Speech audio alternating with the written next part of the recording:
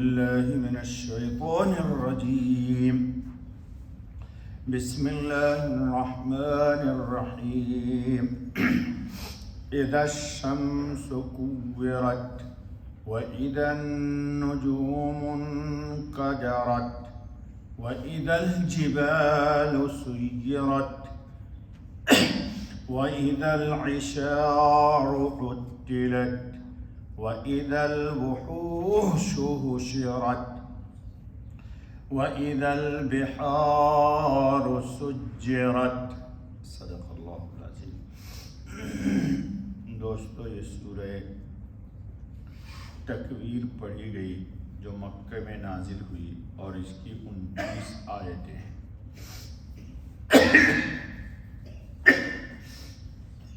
شروع اللہ کے نام سے جو بے حد مہربان نہایت رحم والا ہے. اذا الشمس کورت، جب آفتاب بے نور ہو جائے گا. وَإِذَا النُّجُومُ انْقَدَرَتْ، اور جب ستارے ٹوٹ ٹوٹ کر گر پڑیں گے. وَإِذَا الْجِبَالُ سُيِّرَتْ، اور جب پہاڑ چلائے جائیں گے. وَإِذَا الْعِشَارُ عُطِّلَتْ، اور جب 10 مہینے کی گابن اونٹنیاں چھٹی پھریں گی. وَإِذَا الْوُحُوشُ حُشِرَتْ، اور جب وحشی جانور مارے گھبراہٹ کے سب جمع ہو جائیں گے، گڈمڈ ہو جائیں گے. وَإِذَا الْبِحَارُ سُجِّرَتْ، اور جب دریا بھڑکائے جائیں گے. یہ تو دوستو ترجمہ تھا یہ شروع کی 6 آیتوں کا.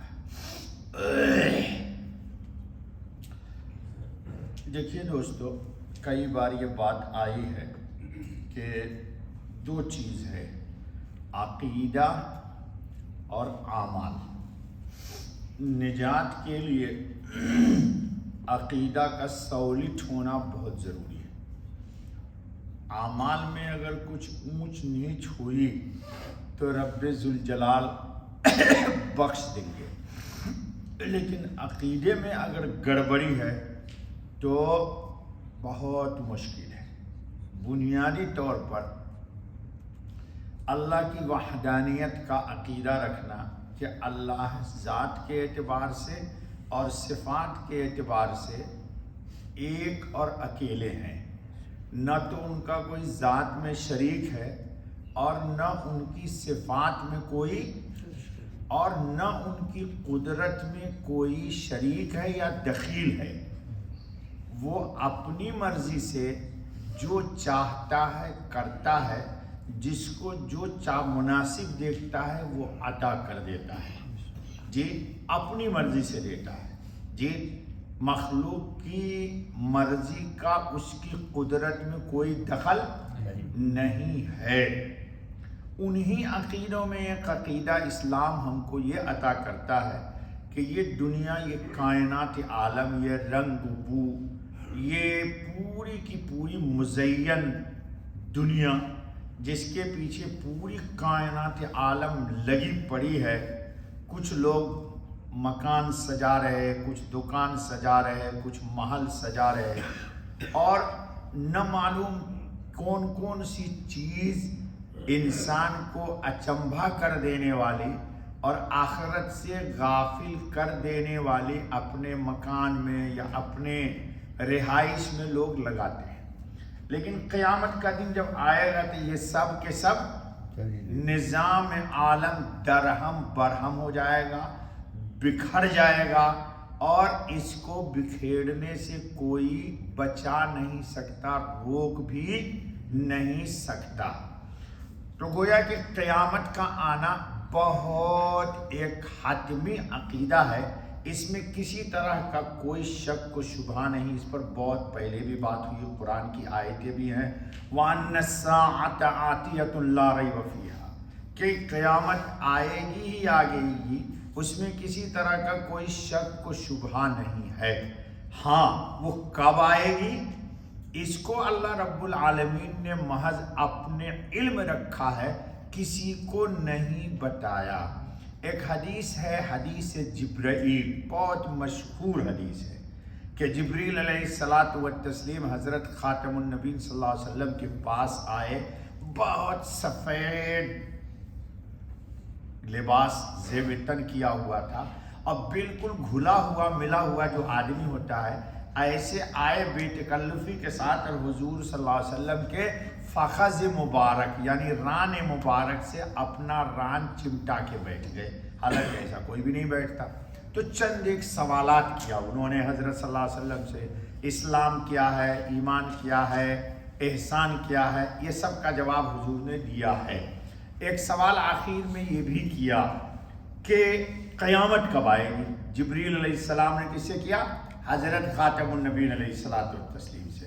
حضور اکرم صلی اللہ علیہ وسلم نے فرمایا کہ یہ اس سوال کا جواب جتنا سوال کرنے والا مجھ سے نہیں جانتا ہے کب آئے گی، تو جس سے سوال کیا جا رہا ہے اس کو بھی نہیں معلوم کہ قیامت کب آئے گی۔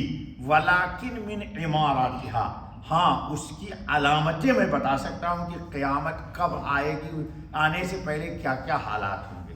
اس میں آپ صلی اللہ علیہ وسلم نے فرمایا کہ بکری چرانے والے، ننگے پاؤں ننگے جسم رہنے والے بڑی بڑی بلڈنگوں میں فخر کریں گے، یتطاولون فی البنیان، جی وَأَن تَرَى الْحُفَاةَ الْعُرَاةَ الرِّعَاشَ یتطاولون فی البنیان، ننگے پاؤں جن کو جوتا نصیب نہیں، بکریوں کے چرانے والے چرواہے، اور بلڈنگوں میں مال و دولت میں بالکل فخر کریں گے۔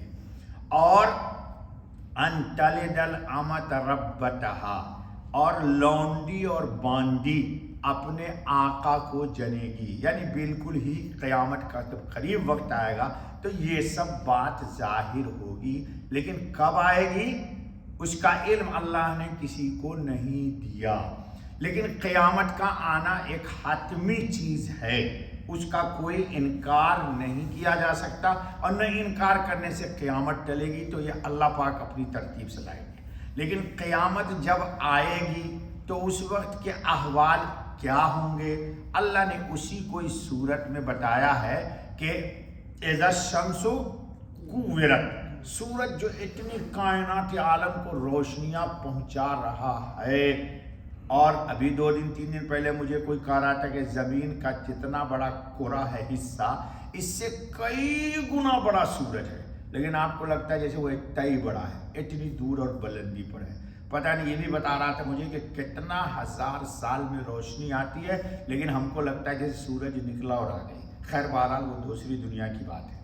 تو اللہ کہتے ہیں کہ یہ سورج بے نور ہو جائے گا، اس کی روشنی چھین لی جائے گی، جی، اور وَإِذَا النُّجُومُ انْكَدَرَتْ، اور ستارے کیا ہوں گے؟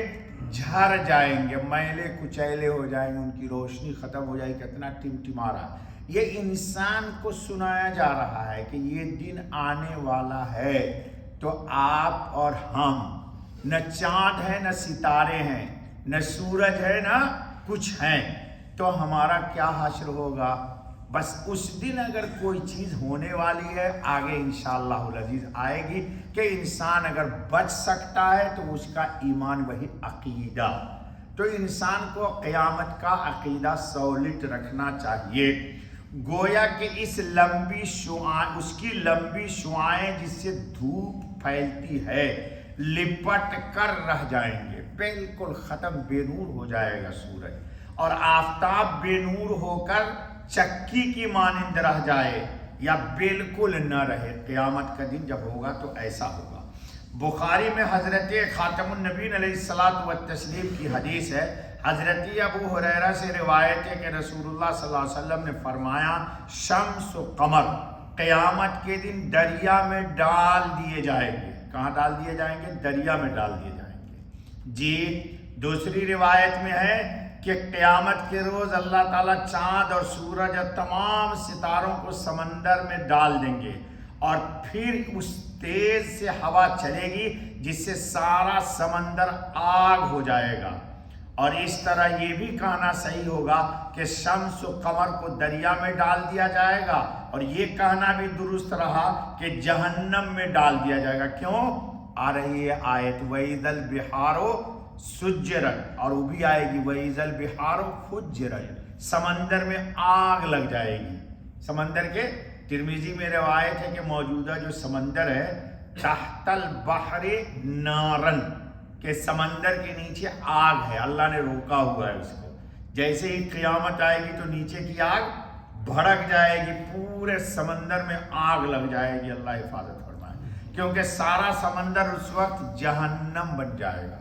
तो अल्लाह रब्बुल आलमीन फरमाते हैं कि उस अल्लाह की कुदरत को मान लो और उस अल्लाह को मान लो जो इतनी कायनात आलम को सेकंडों में ख़त्म करके पामाल कर देगा। क्या कर देगा? पामाल कर देगा। मेरे ख्याल से वक्त हो गया जी, बस रहने दिए एक आए, इंशाल्लाह बकिए कल। सुभान अल्लाह व बिहम्दिही, सुभान अल्लाहिल अज़ीम, सुभानक अल्लाहुम्मा व बिहम्दिका, अशहदु अल्ला इलाहा इल्ला अंता।